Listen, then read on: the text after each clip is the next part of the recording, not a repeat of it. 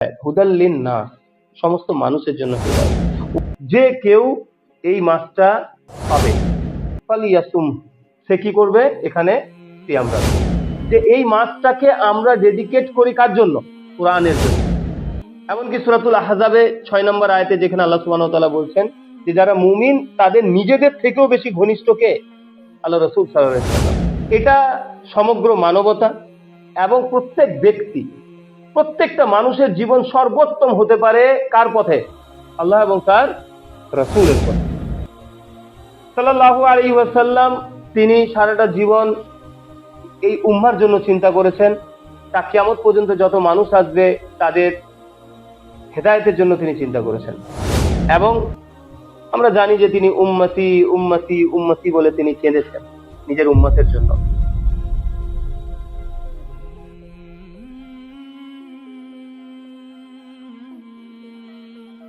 সেখানে আল্লাহ কি বলেছেন? আল্লাযী উনজিলা ফীহিল কুরআন, যেখানে আল্লাহ সুবহানাহু ওয়া তাআলা কোরআনকে অবতীর্ণ করেছেন।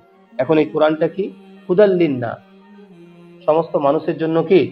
হেদায়েত। হুদাল লিন-নাস, সমস্ত মানুষের জন্য হেদায়েত। ওয়া বাইয়িনাতিম মিনাল হুদা ওয়াল ফুরকান, আর এটা হচ্ছে বাইয়িনা, সুস্পষ্ট, এর মধ্যে কি আছে?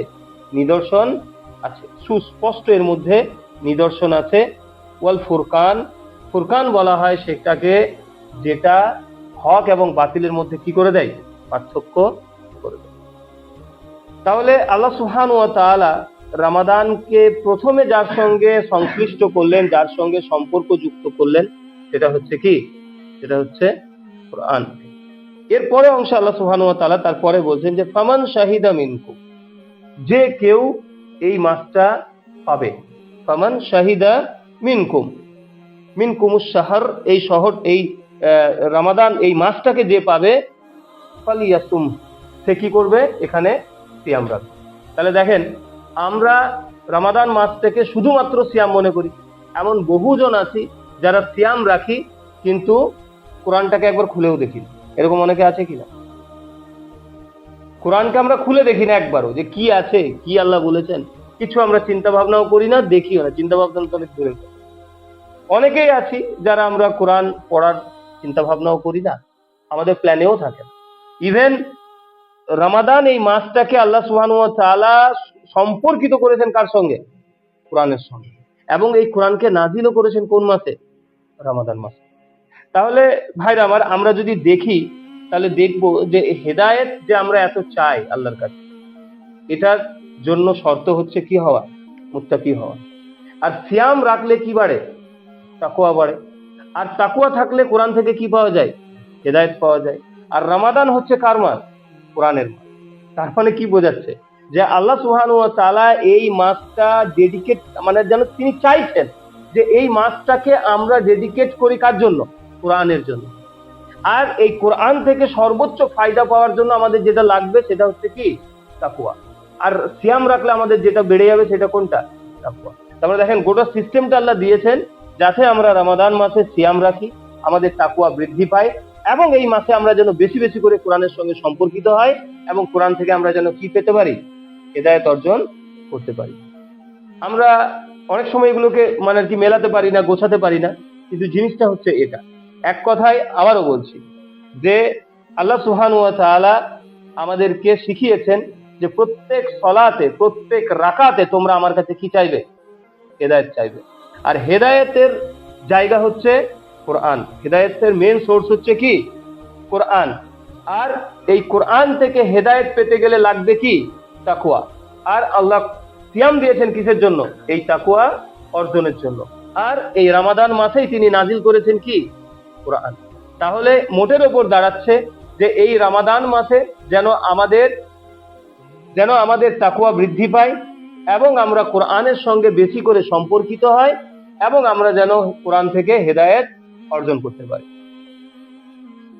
আমরা জানি যে মুহাম্মদুর রাসূলুল্লাহ সাল্লাল্লাহু আলাইহি ওয়াসাল্লামের জীবনীতে যদি আমরা তাকিয়ে দেখি তাহলে দেখব যে তিনি সমস্ত উম্মার জন্য সারাটা জীবন তিনি কি করেছেন? আমাদের জন্য চিন্তা করেছেন। এমনকি সূরাতুল আহজাবে 6 নম্বর আয়াতে যেখানে আল্লাহ সুবহানাহু ওয়া তাআলা বলছেন যে যারা মুমিন তাদের নিজেদের থেকেও বেশি ঘনিষ্ঠ কে? আল্লাহ রাসূল সাল্লাল্লাহু আলাইহি ওয়াসাল্লাম। এর অর্থ দাঁড়ায় যে আমার আপনার দুনিয়া এবং আখিরাতের জন্য সর্বোত্তম যা কিছু হতে পারে, যা কিছু আমরা প্ল্যান প্রোগ্রাম করতে পারি, তার মূল রূপরেখা যেটা, সেটা কে দিয়ে গেছেন? আল্লাহ রাসূল সাল্লাল্লাহু আলাইহি ওয়াসাল্লাম আমাদেরকে শিখিয়ে গিয়েছেন। তার আনিত, তার উপর যে নাজিলকৃত কোরআন এবং আল্লাহ রাসূল সাল্লাল্লাহু আলাইহি ওয়াসাল্লামের বাণী হাদিসের মধ্যে, এটা সমগ্র মানবতা এবং প্রত্যেক ব্যক্তি, প্রত্যেকটা মানুষের জীবন সর্বোত্তম হতে পারে কার পথে? আল্লাহ এবং তার রাসূলের পথে। সাল্লাল্লাহু আলাইহি ওয়াসাল্লাম তিনি সারাটা জীবন এই উম্মার জন্য চিন্তা করেছেন।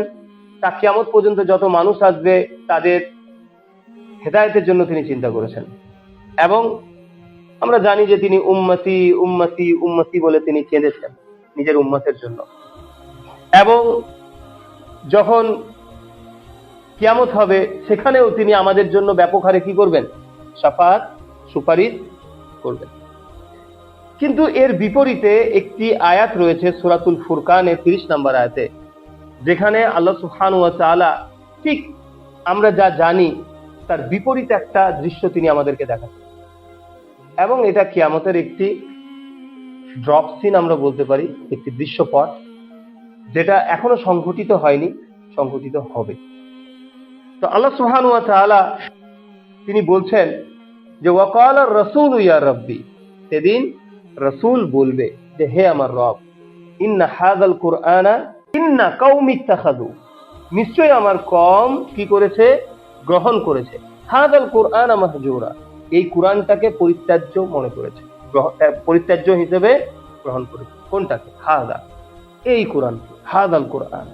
তো এটা লিটারেলি এমন ভাবে আমাদেরকে দেখায় যেন আমরা কিয়ামতের মাঠে আল্লাহ রাসূল সাল্লাল্লাহু আলাইহি ওয়াসাল্লাম এই একটা মুসাফকে হাতে নিয়ে হয়তো বলবেন যে হে আল্লাহ, আমার যে কওম, আমার যে জাতি, তারা এটাকে কি করেছিল? পরিত্যাজ্য বানিয়েছিল। এখন আপনারা জানেন যে আয়াতের দুই ধরনের তাওয়িল হয়, ব্যাখ্যা হয়। একটা হচ্ছে তাওয়িলে আম, একটা হচ্ছে তাওয়িলে খাস। তো তাওয়িলে খাস হিসেবে আয়াতটা কুরাইশদের উপরে যায়, যাদের কাছে আল্লাহ রাসূল সাল্লাল্লাহু আলাইহি ওয়াসাল্লাম খাস ভাবে কি হয়েছিলেন? রাসূল হিসেবে প্রেরিত হয়েছিলেন। এবং তিনি আম ভাবে সমস্ত দুনিয়ার জন্য তিনি কি? রাসূল। তো সেই জাতি কুরাইশরা আল্লাহ রাসূল সাল্লাল্লাহু আলাইহি ওয়াসাল্লাম যে কুরআন তার উপর নাজিল হয়েছিল সেটাতে তারা কি আনেনি? ঈমান আনেনি। সেখান থেকে তারা হিজরত করেছিল, সেখান থেকে তারা পলায়ন করেছিল, সেখান থেকে তারা দূরে সরে গেছিল। আমরা জানি যে হিজরত কথার অর্থ কি? এক জায়গা থেকে আরেক জায়গায় চলে যাওয়া, তাই না? এটাকে আমরা হিজরত বলি। মাহজুরা হচ্ছে সেই জিনিস, ঠিক যেখান থেকে কি করা হয়? হিজরত করা হয়, যেখান থেকে পালিয়ে যাওয়া হয়। তো আল্লাহ সুবহানাহু ওয়া তাআলা বলছেন যে রাসূল সাল্লাল্লাহু আলাইহি সাল্লাম এই জাতির প্রতি যে অভিযোগ করবেন সেটা হচ্ছে এই যে আমার জাতি এই কোরআন থেকে, আমার এই কিতাব থেকে তারা পালিয়েছে। তো এই পালিয়ে যাওয়াটা কেমন? তাবিলে আম যখন হয় তখন এর আন্ডারে, এই আয়াতের হুকুমের আন্ডারে মুসলিমরাও পড়ে। আমরা যদি তাফসীর ইবনে কাসির থেকে শুরু করে আরো বিভিন্ন তাফসীর দেখি তাহলে দেখবো এই আয়াতের ব্যাপারে তারা মুসলিমদেরকেও ছাড়েন।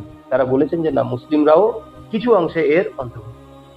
এবং ইবনুল কাইয়্যুম রাহিমাহুল্লাহ তাআলা আরো ডিটেলসে এই আয়াতের ব্যাখ্যা করেছেন যে কারা এর অন্তর্ভুক্ত। যেহেতু আমাদের সামনে রমাদান মাস, আপনারা হয়তো আয়াতটা অনেকবার শুনেছেন, কিন্তু কোরআনের আয়াত তো নির্দিষ্ট, এগুলো বারবার শুনতে হবে। আমাদের যে দুর্বলতা সেখান থেকে গা ঝাড়া দিয়ে উঠতে হবে এবং নতুন একটা উদ্যমে আমাদেরকে আবার পুনরায় শুরু করতে হবে।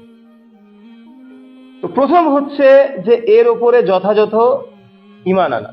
এটা হয়তো মৌখিকভাবে আমরা প্রত্যেকেই দাবি করি যে হ্যাঁ, কোরআনের প্রত্যেকটা কথাই কি সত্য, আল্লাহ যা বলেছেন সত্য। কিন্তু বাস্তবতা হচ্ছে যদি যেটাকে আমরা সত্য বলে মানি, কিছুটা হলেও তার উপরে আমরা আমল করি। আমরা জানি যে একটা সমুদ্রে যদি কেউ ঝাঁপ দেয় তো তার বাঁচার চান্সেস কম, এটা কেউ বিশ্বাস করে বলে ম্যাক্সিমাম জন সমুদ্রে ঝাঁপানো থেকে কি থাকে? বিরত থাকে। আমার বিশ্বাস যে এই কারেন্ট যদি হাত দিই তাহলে আমাকে শক দেবে, এটা আমার বিশ্বাস, তার জন্য আমি কারেন্টে কি দেয় না, হাত দিই না। ব্যাপারটা এরকম না যে আমি বিশ্বাস করি কারেন্টে মারবে, কিন্তু আমি প্রায়ই কারেন্টে হাত দিই। এটা কেউ করে? এটা কেউ করে না। তার মানে যদি বিশ্বাস করি যে কোরআনে সব সত্য, তাহলে কিছুটা হলেও সেই অনুযায়ী আমাদের কি হবে? আমল হবে। হাই রোডে রাস্তা গাড়ি বেরোচ্ছে বিশাল স্পিডে, মাঝ রাস্তাতে যদি কেউ দাঁড়িয়ে থাকে, অসতর্কভাবে কেউ গাড়ি চালায়, তাহলে নির্ঘাত তাকে কোনো কিছু একটা আঘাত করবে, সে আহত বা মৃত্যুবরণ করতে পারে। এটা আমি বিশ্বাস করি, এটা আমি জানি। তার জন্য আমি রাস্তাতে চলাফেরা করলে খুব সাবধানে চলাফেরা করি, এটাই স্বাভাবিক। কিন্তু কোরআনের ক্ষেত্রে ব্যাপারটা একদম আলাদা। হ্যাঁ ইমান আছে, কিন্তু কোরআনে যা আছে সেটা মানি না। এটা কি ধরনের ইমান, এটা আমাদের নিজকেই প্রশ্ন করাটা উচিত। তো প্রথম হচ্ছে, যেভাবে ইমান আনা উচিত সেভাবে ইমান আনতে হবে, এটা হচ্ছে কোরআনের প্রথম হক। দ্বিতীয় যেটা হক, সেটা হচ্ছে এটাকে কি করতে হবে, যেভাবে এর তিলাওয়াত করা উচিত সেভাবে। এটাতে সবাই আমরা গিলতি, ওয়াল্লাহি বলছি, এই যা কথা বলছি এটা আমি প্রথম নিজেকে নাসিহা করছি, তারপরে আপনাদেরকে করছি। যেভাবে এর তিলাওয়াত করার হক সেভাবে একে তিলাওয়াত করতে হবে।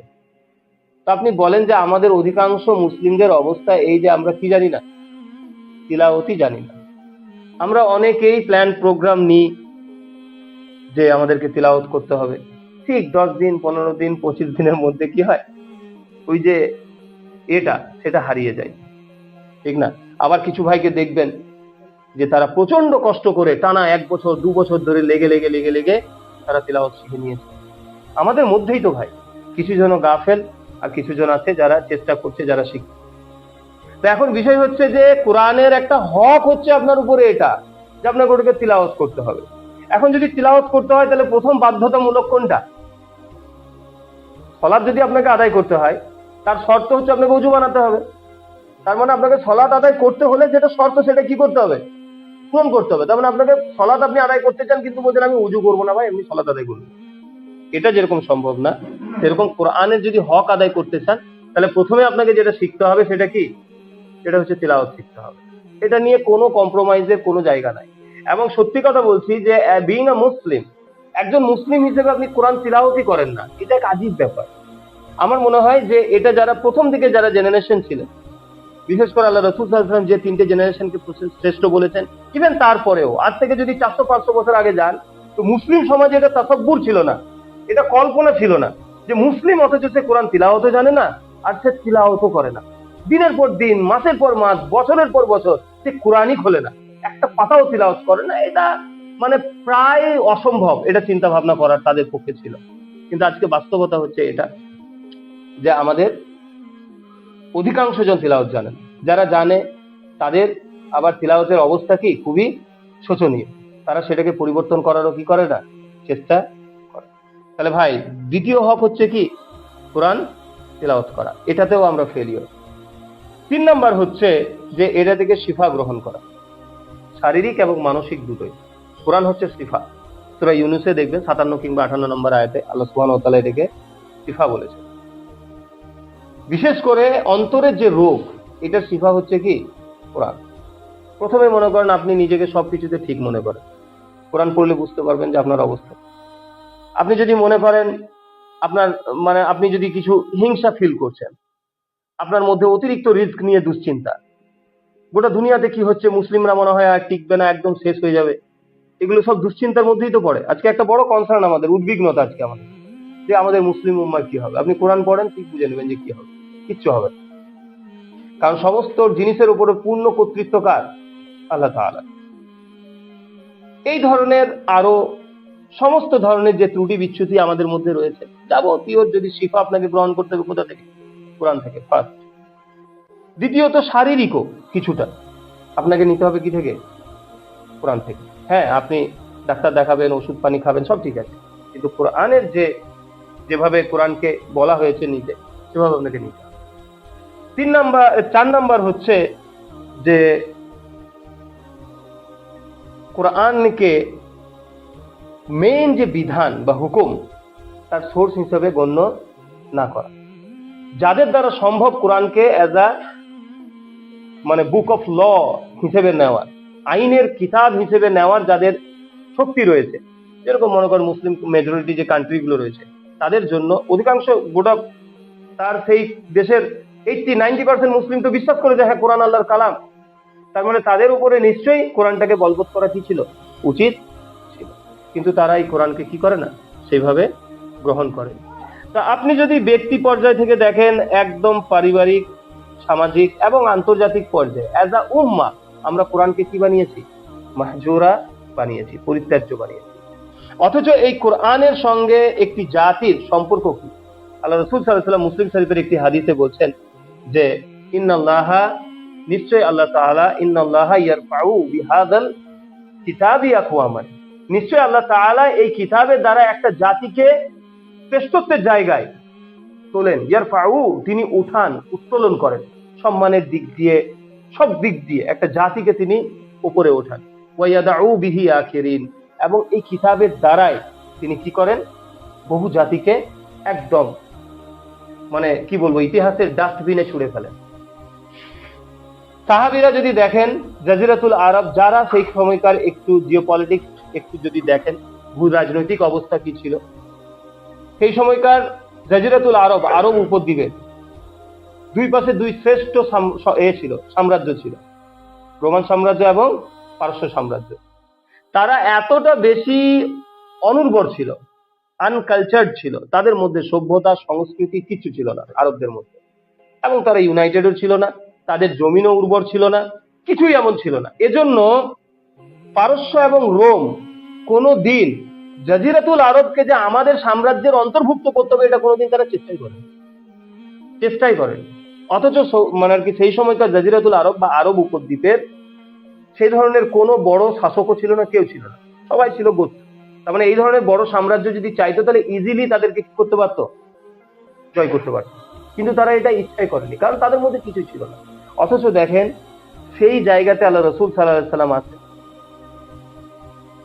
তার উপরে কোরআন অবতীর্ণ হয়, সেই কোরআনকে সাহাবীরা মেনে নেন, মক্কা মদিনার মানুষরা মেনে নেয়, হিজাজের মানুষরা মেনে নেয়, এবং সেইখান থেকে তাদেরকে পৃথিবীর অর্ধ জাহানের কি বানিয়ে দেওয়া হয়? সাম্রাজ্য তাদের পায়ের তলায় দিয়ে দেওয়া হয়। ওমর রাদিয়াল্লাহু আনহু, ওসমান রাদিয়াল্লাহু আনহু যখন সাম্রাজ্য তারা যখন খলিফা, তখন অর্ধ গ্লোব তাদের আন্ডারে, একদম ইউরোপের গ্রিস পর্যন্ত মুসলিমরা, চীন থেকে শুরু করে ককেসাস থেকে শুরু করে একদম সব মুসলিমদের আন্ডারে। এটা শুধুমাত্র কিসের জন্য? তারা কিতাবকে যেভাবে ধরার কথা সেভাবে কি করেছিলেন? আঁকড়ে ধরেছিলেন। তো এখনো পর্যন্ত আজকেও যে আমরা মনে করেন বিভিন্ন ধরনের আমাদের নিজেদের দেশে হোক বিদেশে হোক গোটা পৃথিবীতে যেখানেই আমরা মনে করছি যে মুসলিমদের বিরুদ্ধে বিভিন্ন ধরনের প্রোপাগান্ডা, বিভিন্ন ধরনের ষড়যন্ত্র চলছে, আমরা খুঁজে বেড়াই যে জিওপলিটিক্সের মাধ্যমে কিংবা অর্থনৈতিক মাধ্যমে কিংবা অন্য কোনো মাধ্যমে আমরা কিভাবে এগুলোকে কি করব? সমাধান করব। কিন্তু ভাই আমাদের এই জাতির ইজ্জত বেইজ্জত, এই সম্মান অসম্মান, এই সমস্ত কিছু যুক্ত আছে কার সঙ্গে? আল্লাহ এবং তার রাসূলের সঙ্গে, তাদের উপরে ঈমান আনার সঙ্গে। কিভাবে আপনি আনছেন, কিভাবে এটাকে আপনি বাস্তবায়ন করছেন নিজ লাইফে, এটার উপর নির্ভর করছে। তো আল্লাহ রাসূল সাল্লাল্লাহু আলাইহি সাল্লামের মুজিজা হচ্ছে যেটা, কোন নবী কোন রাসূলের যে মুজিজা নেই। মুসা আলাইহিস সালাম ছিলেন, তার সঙ্গে তার মুজিজা চলে গেছে। ঈসা আলাইহিস সালাম ছিলেন, তার সঙ্গে তার মুজিজা গিয়েছে, তাই না? কিন্তু আল্লাহ রাসূল সাল্লাল্লাহু আলাইহি সাল্লামের মুজিজা তা কিয়ামত পর্যন্ত বাকি থাকবে। আর সেটা কি? এটা হচ্ছে কোরআন। তাহলে এমন একটা বিষয়, আপনি নিজেকে আমরা ক্ষমা করতে পারবো না ভাই কিয়ামতের মাঠে, যখন এই দিন দেখানো হবে আমাকে আপনাকে, দেখা আমি 50-60টা বছর পেয়েছিলাম, কিন্তু কোরআনটা একদিন খুলে দেখিনি, কোরআনটা তিলাওয়াত করিনি, কোরআনটা বুঝিনি, কোরআনে কি ছিল, এর জন্য আমার সময় হয়নি। ওয়াল্লাহি বলছি, কি ধরনের আফসোস হবে এটা আমরা আন্দাজ করতে পারবো না। তো এটা ছিল কোরআন থেকে কথা। আর একটি হাদিস আপনাদের সঙ্গে শেয়ার করি এবং কিছু কর্মপদ্ধতি বলবো যেটা আমাদেরকে রমাদানে গ্রহণ করতে হবে।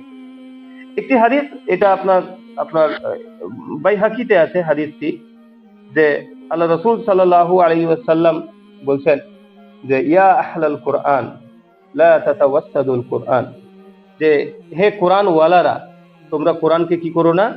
পিছনে ছুঁড়ে ফেলো না, এটাকে বালিশ বানিও না, কাল্পনিক এর উপরে ভর দিয়ে থেকো না, যে হ্যাঁ কালাম আমাদের যে কোরআন এটা সর্বশ্রেষ্ঠ, এর মধ্যে কোনো ভুল নেই, ঠিক আছে, এই ধরনের যে একটা কল্পনা, এই অলিক কল্পনার উপরে ভর করে তোমরা থেকো না। ইয়া আহলাল কোরআন লা তাতাওয়াসসাদুল কোরআন। ওয়ালাইকুম আসসালাম।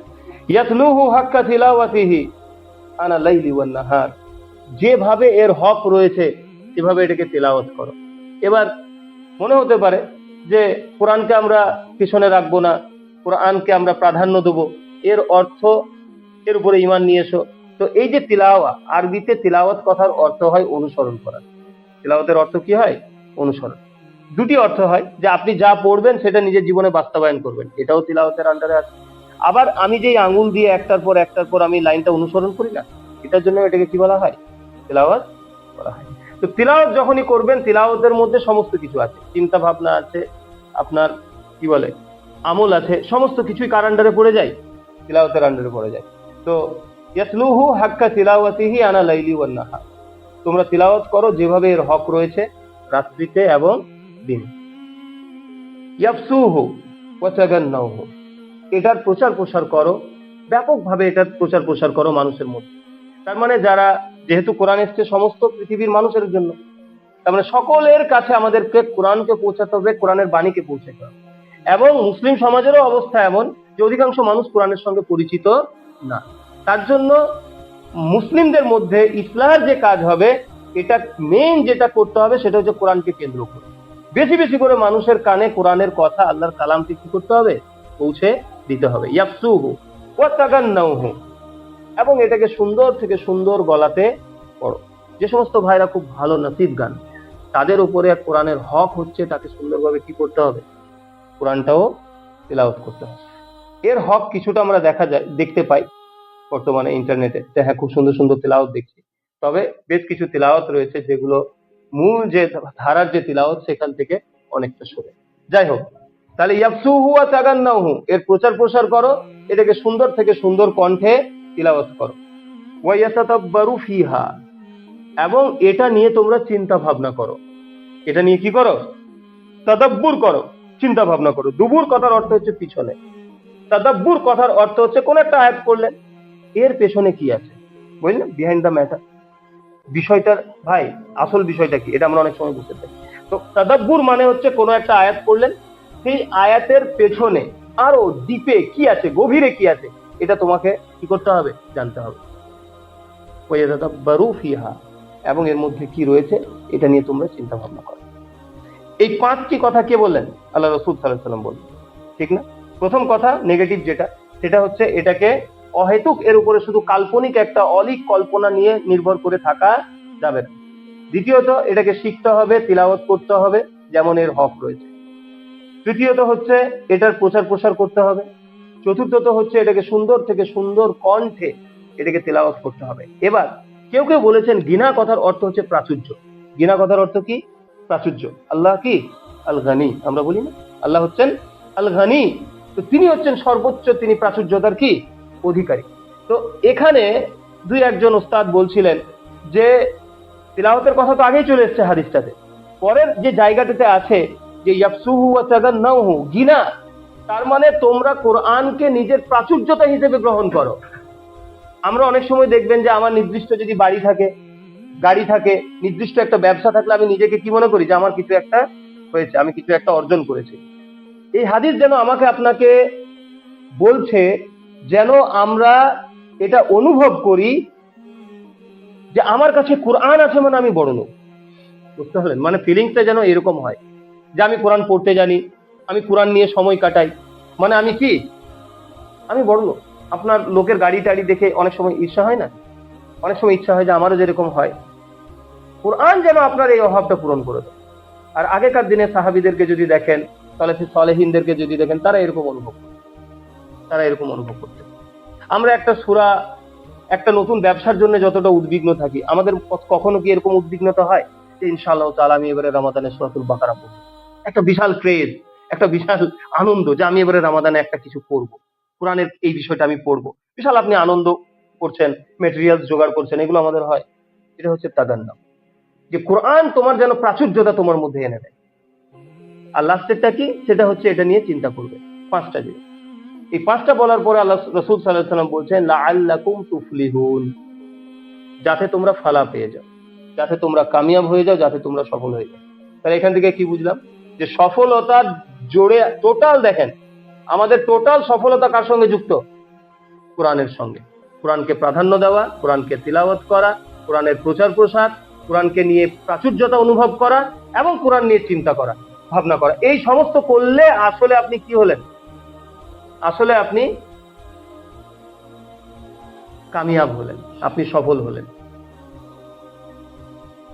এবার বিষয় হচ্ছে লাস্ট যে অংশটা কথা বলবো যেটা নিয়ে, সেটা হচ্ছে যে আমরা প্র্যাকটিক্যালি কিভাবে করতে পারি।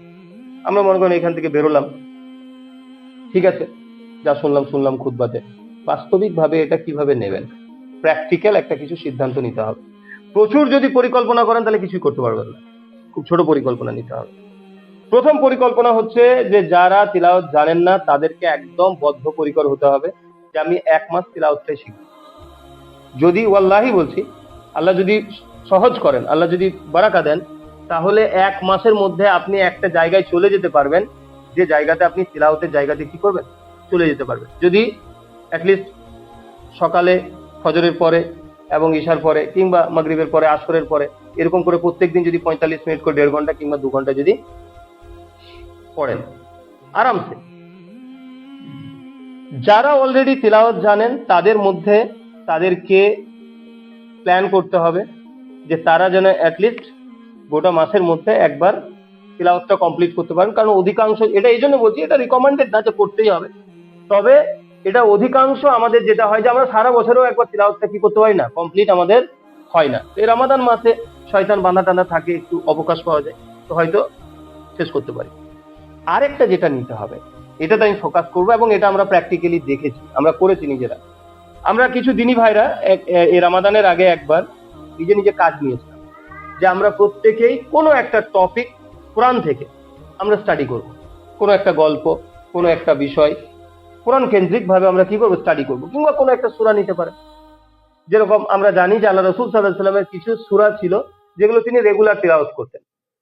তার মধ্যে আমরা জানি যে জুম্মার দিনে তিনি কি করতেন, ফজরে সূরাতুদ দাহার তিলাওয়াত করতেন, এবং মানে যেটাকে ইনসান বলা হয় ৭৬ নম্বর সূরা, এবং সূরাতুস সাজদা তিলাওয়াত করতেন। এছাড়া তিনি জুমার দিনে যেটা করতেন, মানে জুমার সলাতে সূরাতুল জুমা এবং মুনাফিকুন এই দুটি, এবং সূরাতুল আলা এবং গাসিয়া। এছাড়া আল্লাহ রাসূল সাল্লাল্লাহু আলাইহি ওয়াসাল্লামের রেগুলার তিলাওয়াতের মধ্যে কি ছিল, সেটা ছিল আপনার সূরাতুল মুলক, এটা আছে। আল্লাহ রাসূল সাল্লাল্লাহু আলাইহি ওয়াসাল্লামের কিছু সূরা ছিল যেগুলোর ব্যাপারে একদিন আবু বকর রাদিয়াল্লাহু তাআলা বলছেন যে হে আল্লাহ রাসূল সাল্লাল্লাহু আলাইহি ওয়াসাল্লাম, আপনি তো বুড়িয়ে গেলেন, আপনার চুল তো সাদা হয়ে গেল।